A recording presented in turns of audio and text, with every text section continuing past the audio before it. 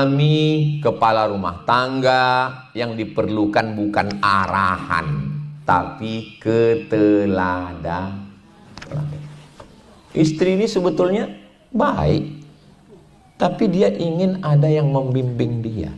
Perempuan ini bukan nggak bisa, bisa. Jadi kalau perempuan selama ini, tolong belikan tabung gas, tolong betulkan keran air, tolong. Bukan dia nggak bisa, dia cuma mau mencari keteladanan. Buktinya pas bapak nggak ada, 2 kilo dia pikul. Bisa. Dia kalau di depan bapak menunjukkan dia manusia yang lemah. Kenapa? Karena dia perlu pemimpin. Kullukum ra'in, setiap kamu pemimpin. Wa kullukum mas'ulun ar-ra'iyatih. Kamu hai para suami, latus alunna yauma idzin anin, tentang istri. Bapak karena sudah terlalu lama punya istri, merasa istri itu bukan nikmat Allah. Bahkan ada orang menganggap istri itu laknat Allah. Tapi bagi orang yang belum menikah dan berdoa, Rabbi la tadharni fardan, jangan kau biarkan aku sendirian. Wa anta khairul warithin, kaulah sebaik-baik pemberi waris. Dan jodohnya belum juga datang sampai sekarang. Bagi dia istri itu adalah bidadari surga. Kalau nggak percaya, tanya sama yang jomblo. Bagi ibu, suami ibu itu mungkin makhluk yang paling memuakkan. Tapi bagi seorang perempuan yang belum juga jodohnya tiba, saya paling banyak ketemu, itulah, Ustadz, doakan saya dapat jodoh. Banyak orang. Jadi ibu kalau punya suami pulang dari sini jangan lagi panggil dia mas, jangan panggil dia papa, panggil dia terserahlah apa. Kaulah yang selama ini kunantikan. Kau adalah doa-doaku yang sudah kupanjatkan. Pokoknya sepandai ibu lah. Kalau susah mengungkapkannya, ya seperti protokol dan yang pengisi dari tadi. Mereka kan pakai AI semua itu. Cari di AI itu, bagaimana cara merayu suami AI. AI-nya jawab, aku urung rapi. Nah, simpel-simpel aja. Jadi bukan berarti bapak jadi kepala rumah tangga lalu kemudian ngambil sorban mesra lalu jadi ustadz. Bukan begitu pak. Saya pun yang ustadz di hadapan istri dan anak saya, bukan berarti saya di rumah itu pakai sorban lalu saya panggil anak istri saya, ya ayyuhalladzina amanu. Bukan begitu. Ya saya sebagai suami, saya keluar kota satu provinsi sekali setahun. Jawa Timur sekali setahun, Jawa Barat sekali setahun, Jakarta sekali setahun. Jumat, Sabtu, Ahad, Senin, 4 hari. 4 hari. Selasa, Rabu, Kamis saya di rumah. Selasa saya jadi ustadz, ngeliat santri, imam subuh, baca tafsir Jalalain. Selasa. Hari Rabu untuk masyarakat. Hari Rabu saya ngaji di musola dekat rumah, baca kitab Riyadhus Shalihin sampai jam 6. Nanti jamaah tanya jawab. Habis itu nerima tamu jam 7, jam 8, jam 9, jam 10 sampai malam. Hari Kamis saya sebagai suami, saya nyetir, bawa anak, bawa istri jalan ke mall, ke kolam, ke sungai, ke danau, ke pantai. Oh, saya nyetir. Ah, kami nggak percaya Ustadz bisa bawa istri jalan-jalan. Gimana Ustadz jalan? Pasti orang kenal. Saya pakai masker. Saya masker, kayak topi pet, kayak kacamata hitam. Sampai di mall ada yang datang. Ustadz, foto ya. Saya bilang, tolonglah kau kasihani aku. Aku seminggu ini cuman sehari inilah untuk istriku, sehari inilah untuk anak. Itu pun kau ganggu juga. Sampai kali hati kau sama aku. Kalau Tuan pergi ke Makkah naik kapal pinisi, sudah lama saya ceramah, baru ini dibuatkan kursi.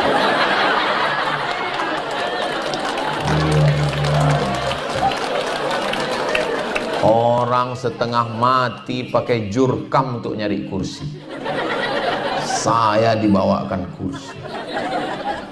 Itu menunjukkan panitia nggak yakin kalau saya kuat.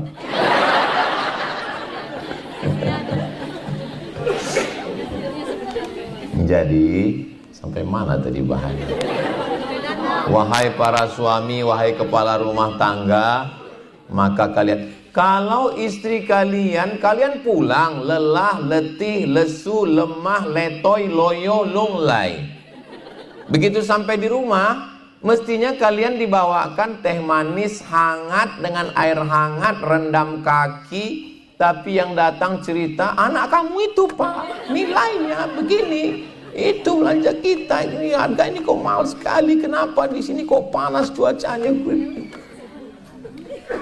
Kalian kalau lalang kering ini kalian siram bensin, bayangkan apa yang akan terjadi. Bam, kebakar. Jadi apa yang perlu kalian lakukan?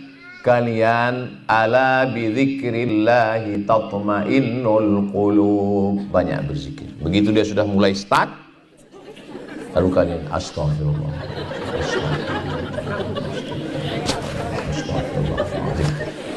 lapangkan hati.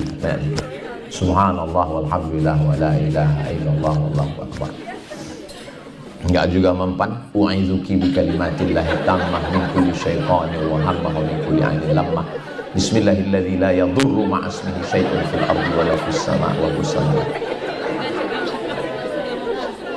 Itu yang saya baca dua terakhir itu ayat-ayat ruqyah untuk mengusir hantu jembalang tanah.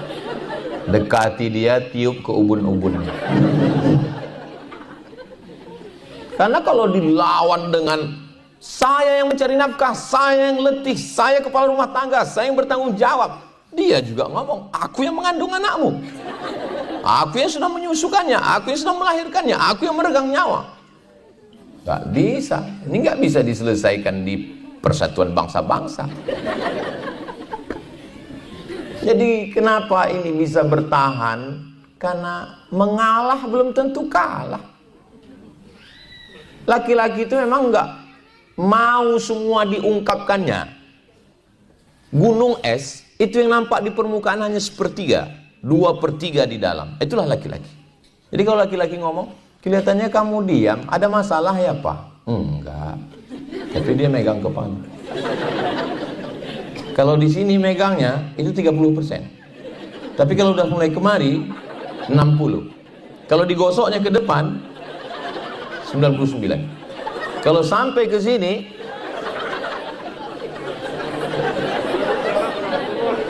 makanya perhatikan nanti dari cara dia menggosoknya.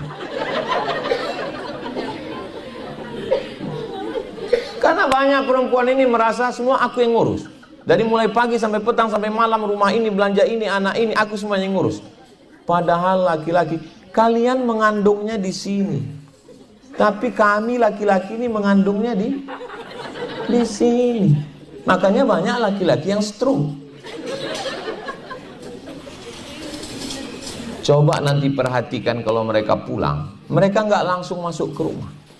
Mereka berhenti dulu. Kalau dia perokok, dia ahli hisap, dia ngerokok.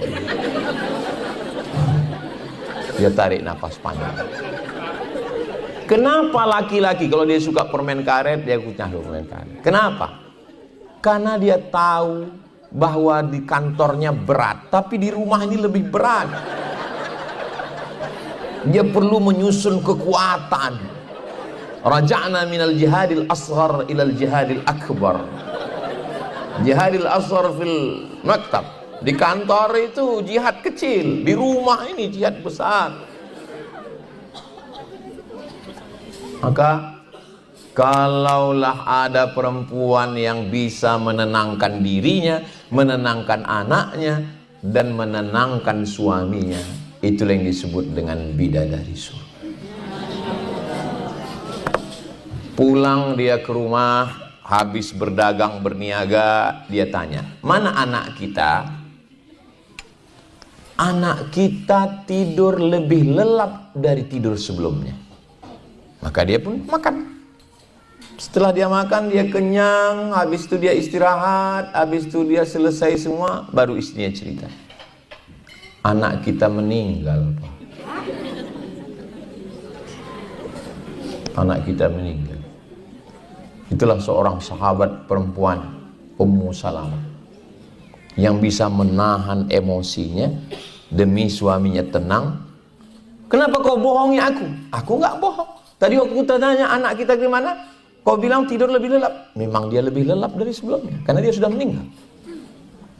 Coba kalau istrinya waktu itu belum apa-apa, anak kita demam panas ini, kenapa kamu nggak pulang? Tolong video call segera. Suami sedang buat laporan tentang pengeboran minyak. Berubah laporan dari minyak ke air. Bagaimana istri bisa menenangkan suami, dan suami juga bisa menenangkan istri. Begini, begono, begini Pak. Itu masalah nggak ada apa-apanya, masalah kecil itu. Masalah di Ukraina lebih besar. Masalah di Sumatera lebih besar. Masalah besar diperkecil, yang kecil dihilangkan, percikan-percikan api di lalang kering disiram, dihilangkan. Mari kita sholat, mari kita bersama. Tidak ada gading yang tak retak, tidak ada apa itu tanaman yang agak manis-manis, tebu. Ternyata orang Doha ini udah lupa sama tebu. Tidak ada gading yang tak retak, tidak ada tebu yang tidak berbongkol. Artinya apa? Semua orang punya kekurangan. Sekurus-kurusnya ikan, pasti ada dagingnya. Segemuk-gemuknya ikan, pasti ada tulangnya. Saya waktu bilang gemuk tadi ngelihatnya ke sana. Ini penting menjaga perasaan orang, Pak. Walaupun nampaknya sederhana, tapi itu bisa jadi seumur hidup. Siapa tadi yang ceramah? Itu yang bilang segemuk-gemuknya ikan. Ngapain mata dia ke kami? Maka saya lihatnya ke sana. Maka sensitivitas itu mesti dijaga. Papa, cantikan aku atau dengan teman SMA-mu? Cantikan kau lah. Kau bohong kan? Memang laki-laki ini berat, makanya banyak laki-laki yang nggak siap jadi laki-laki sekarang. Lady boy namanya, wajah lady, kaki boy. Operasi di Thailand. Memanglah nasib laki-laki. Waktu kecil dimarahi emak, di sekolah dimarahi guru, sudah besar dimarahi istri. Tapi balasan kalian surga, wahai para laki-laki. Saya ini hanya sekedar merasa juru bicara laki-laki yang teraniaya. Ketika suami, istri, anak bisa berada dalam naungan agama, dari mulai sholat, baca Quran. Sebetulnya belajar Islam ini gimana sih Pak Ustadz? Kami ini ribet, jelimet, susah, payah. Simple aja sebetulnya. 3. 1. Akidah. 2. Syariah, fikih. Yang ketiga akhlak. Ngaji Islam itu di mana-mana cuma 3. 1. Akidah. 2. Syariah, fikih. 3. Akhlak. Nanti misalnya ada Ustadz, kajian kita malam ini adalah bagaimana cara supaya kita berakhlakul karimah kepada orang tua, istri dan anak. Itu masuknya kemana? Akhlak. Memang jam-jam segini kurang konsen memang. Pembahasan kita malam ini adalah bagaimana pengawasan Allah terhadap segala perbuatan kita. Itu maksudnya kemana? Akidah. Pembahasan kita hari ini adalah bagaimana zakat pegawai karyawan yang ada di Doha. Enak kalau ceramah jamaahnya cerdas, nyambung ya. Cuman kadang-kadang. Nah, maka sebetulnya ngaji itu nggak pernah. Maka kalau ngaji 3 ini referensinya Pak Ustadz. Kalau akidah referensinya Aqidah Ahli Sunnah wal Jamaah Kiai Haji Idrus Romli. Cari di internet, beli, ujung-ujungnya jual buku. Saya nggak ada hubungan dagang dengan Kiai Haji Idrus Romli, tapi buku ini sudah kami khatamkan dengan santri di pondok untuk anak kelas 1 yang tamat SD, karena mereka belum bisa bahasa Arab. Untuk akidah, Kiai Haji Idrus Romli, Aqidah Ahli Sunnah wal Jamaah. Untuk fikihnya, Fikih Islam Sulaiman Rashid, penerbit Bulan Bintang. Kalau buku ini laku, saya nggak dapat untung apa-apa. Saya hanya senang buku ini simple, alumni Al-Azhar Mesir tahun 1935, 10 tahun sebelum Indonesia merdeka, orang Lampung. Fikih Islam Sulaiman Rashid. Yang ketiga sudah diterjemahkan ke bahasa Indonesia, Bidayatul Hidayah, Imam Al-Ghazali, meninggal tahun 505. 3. Terus yang Quran tadi Pak Ustadz, itu referensi. Quran, hadis, ijma, qiyas, itu referensi. Bahan mentahnya, cabai, bawang, tomat, jadi apa dia? Tom yam. Kok rasanya lain? Tom heng. Asam pedas, gulai, rendang. Bahan pokoknya Quran, hadis, ijma, qiyas. Produknya, hasilnya 3. Akidah, fikih, akhlak. Kalau ngaji, insya Allah. Yang ekstrim kiri tadi sekuler, nggak mau bawa agama, jangan bawa agama, agama jahat, sekuler. Lawan dari ekstrim kiri ini namanya ekstrim kanan. Maka yang berbahaya ini Eka dan Eki, ekstrim kanan dan ekstrim kiri. Mohon maaf Ibu Eka dan Ibu Eki yang tersinggung. Kunci dengar ceramah Ustaz Somad itu cuma satu sebetulnya, jangan tersinggung. Ada beberapa jamaah tersinggung, pulang, meninggal.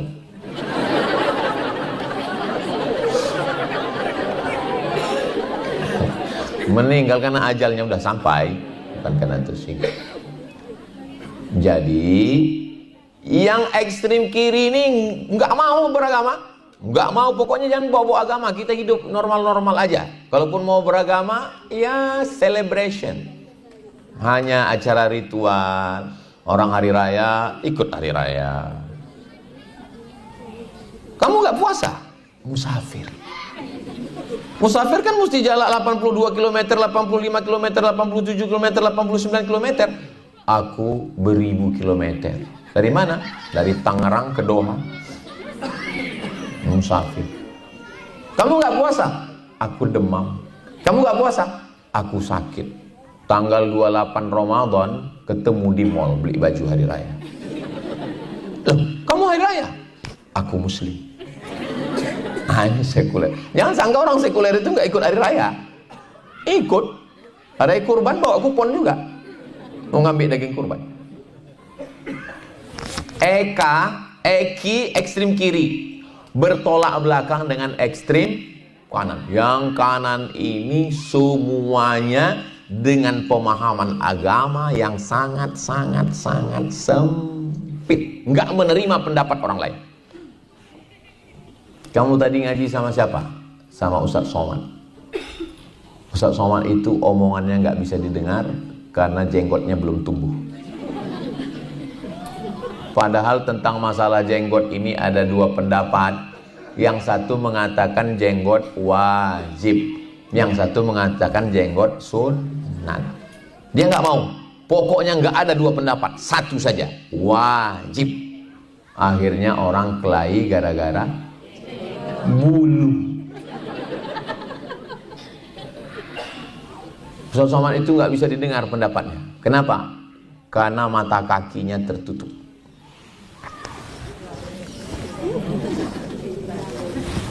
Isbal. Padahal tentang mata kaki tertutup 2 pendapat. Pendapat yang pertama kaum tekstualis, ma asfalal ka'baini finnar, kalau di bawah mata kaki neraka. Tapi pendapat kedua, kalau sombong. Kalau nggak sombong, ya nggak apa-apa. Pokoknya nggak ada. Satu aja. Ini yang ekstrim kan. Ustadz Somad, ya, saya ini suka dengar pengajian Ustadz. Terus suami saya katanya Ustadz Somad itu uas, Ustadz ahli subhat. Saya nggak boleh dengar ceramah Ustadz. Jadi gimana nasib saya ini Pak Ustadz? Saya bilang, pas dia pergi kerja, ibu tonton pengajian saya. Jangan dengar pengajian saya pas di depan dia. Itu melawan dia, karena bagaimanapun dia suami ibu. Habis itu Ustadz, ibu cari pengajian. Saya bersolawat Pak Ustadz. Bersolawat nggak ada salahnya. Tapi solawat ini nggak ada dalam Sahih Al-Bukhari. Salatullah salamullah ala taha rasulillah. Salatullah salamullah ala yasin habibillah. Tawassal. Ini nggak ada Pak Ustadz dalam hadis. Sami'allahu liman hamidah. Bacaannya, Rabbana lakal hamdu mil'us samawati wa mil'ul ardi wa mil'u ma syi'ta min syai'in ba'd. Tapi ada sahabat Nabi ketika bangun dari ruku', Sami'allahu liman hamidah, dia baca alhamdulillahil hamdan tayyiban katsiran mubarakan fi. Selesai sholat Nabi nanya, siapa tadi yang baca alhamdulillah hamdan tayyiban katsiran mubarakan fi? Ana, saya yang baca. Kata Nabi, ra'aitu bid'an wa thalathina malakan yabtadirun. Aku lihat malaikat turun dari langit berbondong-bondong ingin mencatat doa yang kau baca tadi. Apa komentar Imam Al-Hafiz Ibnu Hajar Al-Asqalani dalam kitab Fathul Bari Syarah Sahih Al-Bukhari? Ini dalil boleh membuat zikir bacaan walaupun tidak ada dalam Quran, tidak ada dalam hadis, selama lafaz teksnya baik. Baik. Banyak doa yang baik. Nggak ada dalam Quran, nggak ada dalam hadis. Allahumma inna nas'aluka salamatan fid din wa afiatan fil jasad wa ziyadatan fil ilmi wa barakatan fil rizqi wa taubatan qabla al maut wa rahmatan indal maut wa maghfiratan ba'dal maut. Allahumma hawwin alaina fi sakaratil maut wan najata minan nar wal afwa indal hisab. 10, bagus. Nggak ada yang bertentangan dengan Quran. Boleh apa nggak boleh? Jadi solusinya untuk melawan Eka dan Eki, ngaji. Ustadz Adi Hidayat sudah didatangkan ke Doha Pak Ustadz. Ustadz Salim Afillah sudah Ustadz janji sama Ustadz Somad sebelum Covid. Katanya setelah Covid. Habis Covid katanya 2023. Ternyata datangnya 2026. Kami program Umroh Akbar, musim dingin Januari, musim panas Agustus. Yang musim dingin biasanya pulang umroh kita ke Turki, pulang umroh tahun lalu ke Uzbekistan, sebelumnya pulang umroh ke Dubai, tahun ini pulang umroh ke Doha, Qatar. Nah, jadi ini masuk dalam program Umroh Akbar. Ini saya jelaskan begini supaya apa? Jangan ada dusta di antara kita. Nah,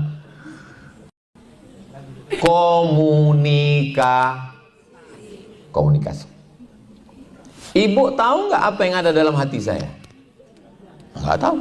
Saya juga nggak ada. Saya juga nggak tahu apa yang ada dalam hati ibu. Bisa jadi ibu melihat gini di dalam hati, lama kali selesainya. Saja. Mana saya tahu?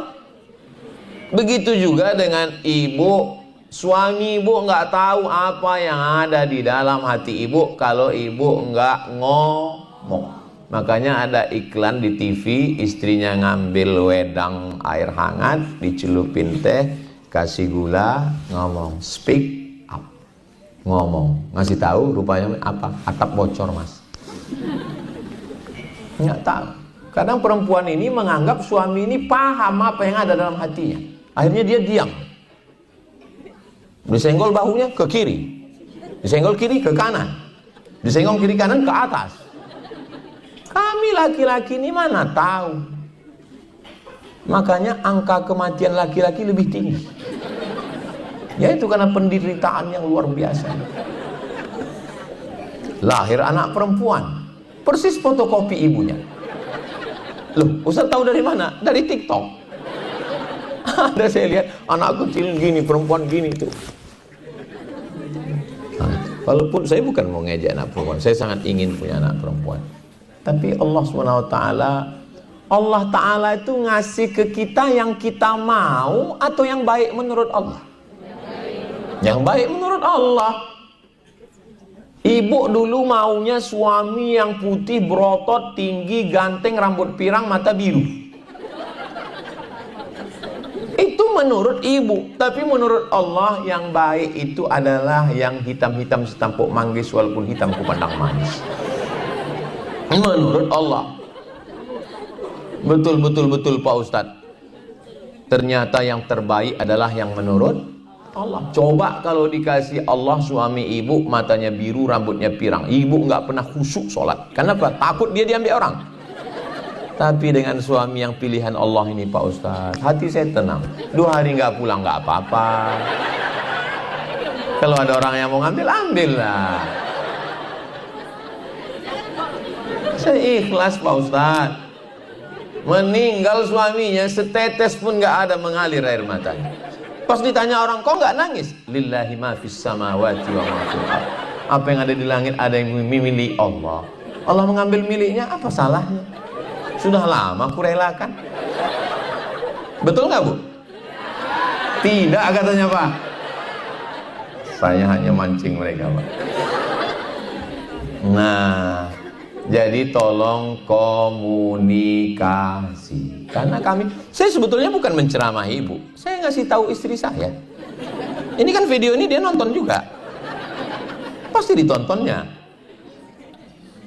Jadi saya ini ceramah di mana-mana. Yang mengamati saya itu 2. Pertama intel negara, yang kedua intel di rumah. Jadi saya ngomong begini supaya dia tonton. Oh kalau gitu aku mesti ngomong. Pulang saya ke rumah, dia diam. Tentu kita, apa yang membuat diam ini? Apa salahku? Apa dosaku?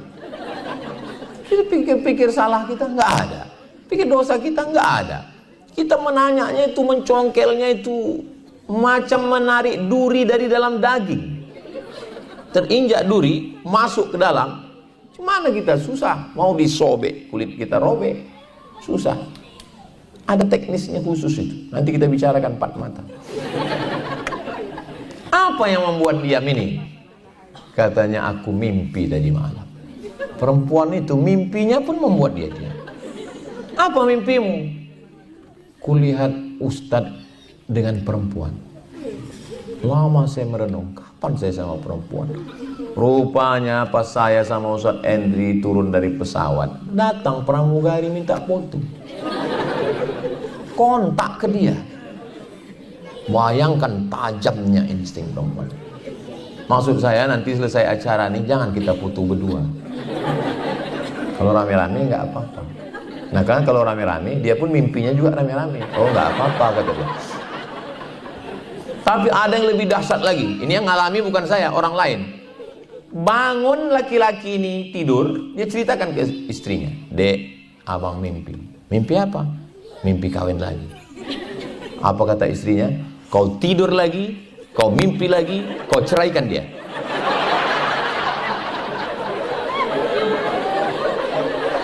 Makanya Pak, kalau kalian mimpi jangan ceritakan. Siap? Siap mereka.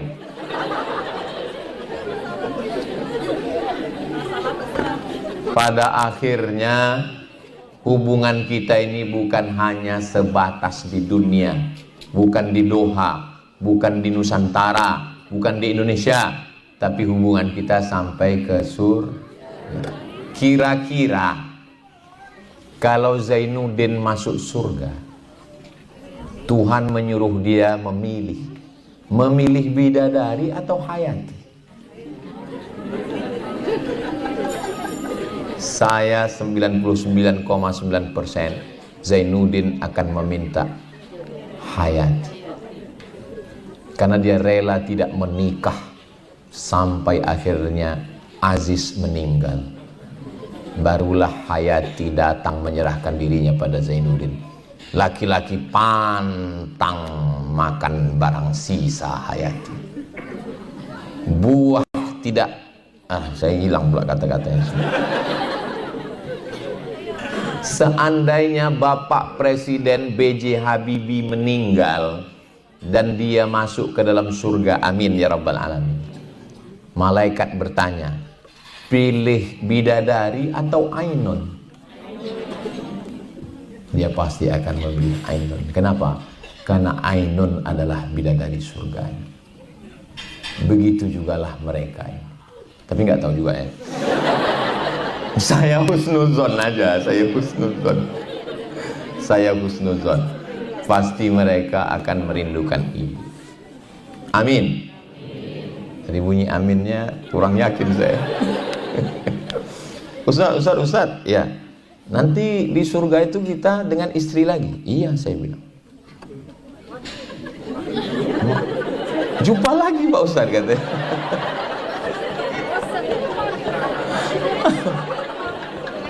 Tapi jangan nanti saya nggak mau. Saya mau ceramah ini menguatkan hubungan kalian. Saya nggak mau malah ini jadi bahan tes di rumah nanti. Nanti kalau kamu masuk surga, pilih bidadari atau aku. Kamu pasti bohong kan?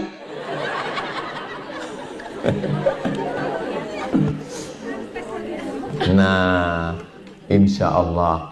Makanya bunyi waktu kita tawaf di antara rukun yamani sampai ke Hajar Aswad itu, Rabbana atina fid dunya hasanah wa fil akhirati hasanah wa qina azabannar. Ini dasar utama. Dunianya baik, akhiratnya baik, selamat dari neraka. Yang keempat, wa adkhilnal jannata,